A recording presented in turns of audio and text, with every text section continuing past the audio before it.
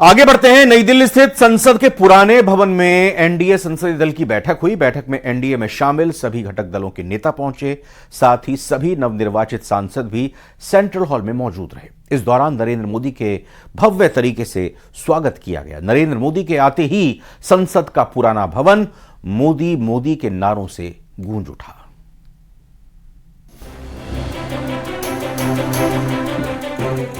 स्वागत है। भारत माता की, भारत माता की,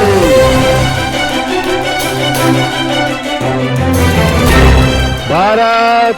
संसद के पुराने भवन में कुछ इस तरह नरेंद्र मोदी का स्वागत किया गया। भारत माता की। पूरा भवन मोदी मोदी के नारों से गूंज गया।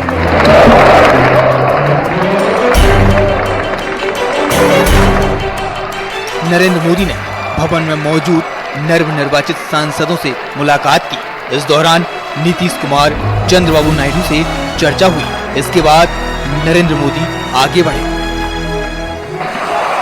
संसद का पुराना भवन एनडीए के नवनिर्वाचित सांसदों समेत अन्य नेताओं से भरा हुआ था। सब ने नरेंद्र मोदी का स्वागत किया। एनडीए की संसदीय दल की बैठक में कुछ ऐसी तस्वीरें देखने को मिली जिन्होंने दिल जीत लिया। अब हम आपको भवन की वो 3 बेहद खास तस्वीरें दिखाते हैं। एक तस्वीर वो है जिसमें बिहार के सीएम नीतीश कुमार मोदी के पैर छूने की कोशिश करते हुए दिखाई दे रहे हैं, लेकिन मोदी उन्हें ऐसा करने से रोकते हैं। इस तस्वीर ने सभी सांसदों का ध्यान खींच लिया।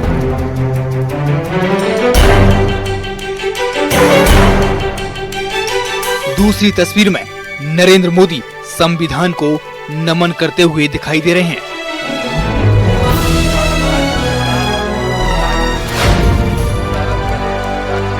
अब हम आपको एक और बेहद खास तस्वीर दिखाते हैं। यह है चिराग पासवान। अपना भाषण खत्म करने के बाद चिराग पासवान नरेंद्र मोदी के पास पहुंचे और उनके पैर छुए। नरेंद्र मोदी ने चिराग पासवान को गले से लगा लिया। चिराग पासवान रामविलास पासवान के बेटे हैं, साथ ही लोक जनशक्ति पार्टी के सुप्रीमो भी हैं। एनडीए में सरकार बनाने को लेकर मंथन जारी है। 9 जून को नरेंद्र मोदी तीसरी बार पीएम पद की शपथ लेंगे। Bureau report, news 18।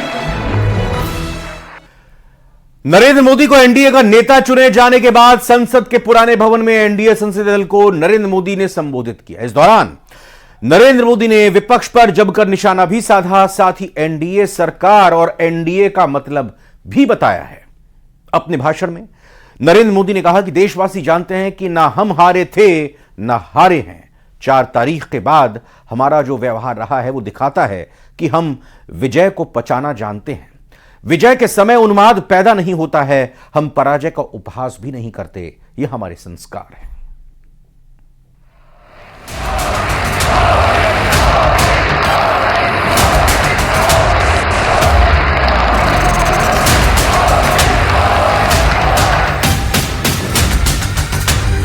कि न हम हारे थे न हम हारे हैं।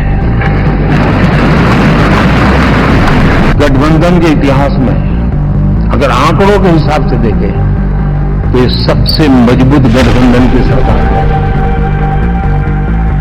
मेरे लिए जन्म सिर्फ और सिर्फ वन लाइफ वन मिशन, ये मिशन है 140 करोड़ देशवासियों के सपनों को पूरा करने के लिए खप जाना। एनडीए का नेता चुने जाने के बाद नरेंद्र मोदी ने विपक्षी गठबंधन पर जमकर निशाना साधा। नरेंद्र मोदी ने कहा, न हम हारे हैं और न हम हारेंगे। 10 साल पहले भी एनडीए की सरकार थी और आज भी एनडीए की सरकार है।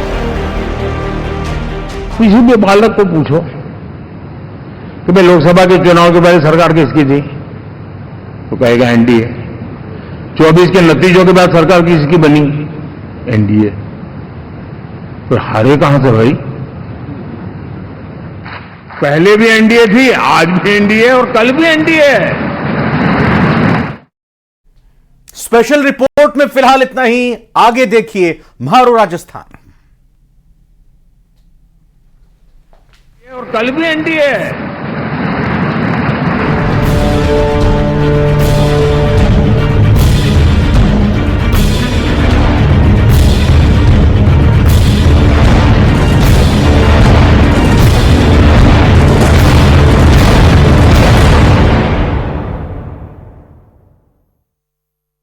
करो।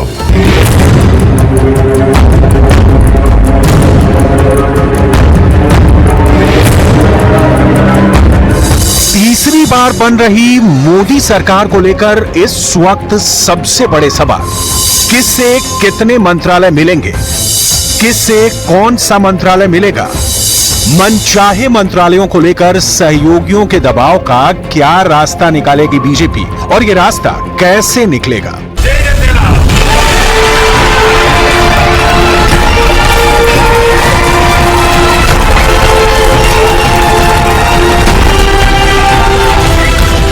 तीसरी बार बनने जा रही मोदी सरकार में बीजेपी के अलावा जो बड़े दल हैं, उनमें खास हैं टीडीपी, जेडीयू, शिवसेना, शिंदे गुट और लोक जनशक्ति पार्टी रामविलास। एलजेपी रामविलास के 5 सांसद। अब तक एनडीए की सरकारों में मंत्रालय बांटने के लिए 4 सांसदों पर 1 मंत्रालय देने का फॉर्मूला रहा है। सवाल स्पीकर के पद को लेकर भी है। यह बात बार बार उठ रही है कि टीडीपी स्पीकर पद भी चाहती है और इसके लिए बीजेपी तैयार नहीं है। हाँ, यह बात अलग है कि ज्यादा जोर देने पर डिप्टी स्पीकर का पद उसे मिल सकता है, यानी मंत्रालय और मंत्रियों की तादाद के साथ स्पीकर का भी पद है, जिस पर एनडीए में बात चल रही है। इसमें कोई शक नहीं कि किसी भी गठबंधन के घटक दल बड़े से बड़ा मंत्रालय चाहते हैं। ऐसे में ख्वाहिश टीडीपी और जेडीयू की भी है।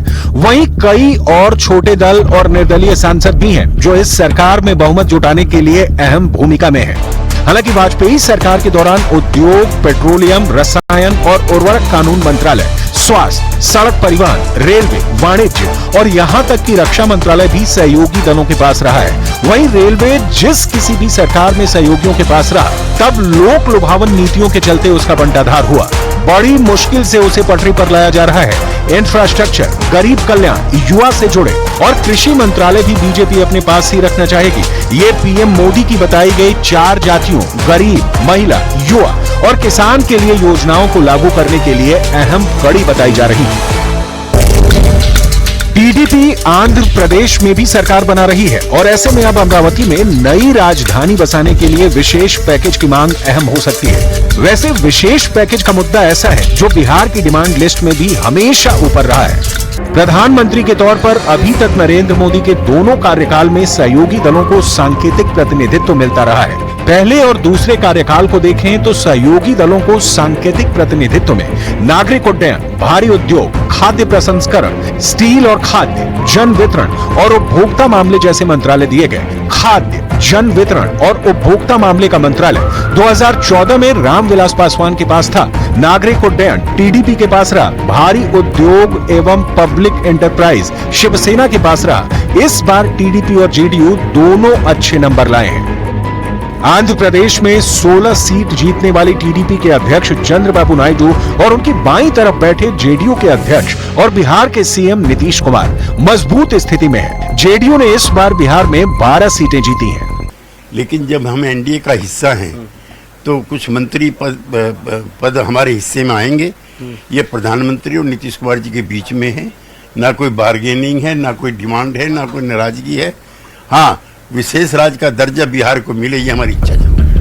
जेडीयू ने 2019 में संख्या के हिसाब से मंत्रिमंडल में जगह की मांग की थी और ऐसा ना होने पर सरकार में शामिल नहीं हुई थी। और अब बदली परिस्थितियों में बीजेपी को संख्या के हिसाब से ही मंत्री बनाने होंगे या फिर बिहार राज्य में उसकी डिमांड अहम हो जाएगी। जाहिर है कि गठबंधन के खेल में अब बीजेपी को सहयोगियों की कुछ मांगे माननी पड़ेंगी और बात जब राज्य को विशेष दर्जे की होगी तो मोदी सरकार को इस बारे में कोई भी फैसला बिहार और आंध्र प्रदेश दोनों राज्यों के लिए बराबरी के पैमाने पर लिया जाएगा। किसकी क्या डिमांड है, किसकी क्या ख्वाहिश है। एनडीए में हर बात पर अंदरूनी तौर पर मुहर 7 जून को ही लगेगी, जब एनडीए के सांसदों की बैठक होगी और फिर राष्ट्रपति को सरकार बनाने का दावा पेश किया जाएगा।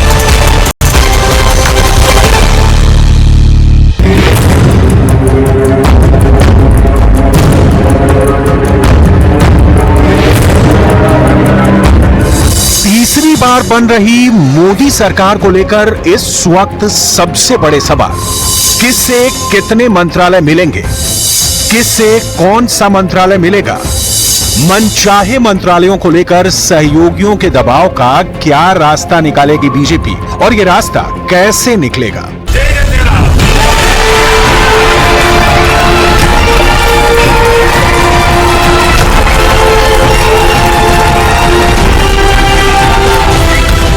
तीसरी बार बनने जा रही मोदी सरकार में बीजेपी के अलावा जो बड़े दल हैं, उनमें खास हैं टीडीपी, जेडीयू, शिवसेना, शिंदे गुट और लोक जनशक्ति पार्टी रामविलास। एलजेपी रामविलास के 5 सांसद। अब तक एनडीए की सरकारों में मंत्रालय बांटने के लिए 4 सांसदों पर 1 मंत्रालय देने का फॉर्मूला रहा है। सवाल स्पीकर के पद को लेकर भी है। यह बात बार बार उठ रही है कि टीडीपी स्पीकर पद भी चाहती है और इसके लिए बीजेपी तैयार नहीं है। हां, यह बात अलग है कि ज्यादा जोर देने पर डिप्टी स्पीकर का पद उसे मिल सकता है, यानी मंत्रालय और मंत्रियों की तादाद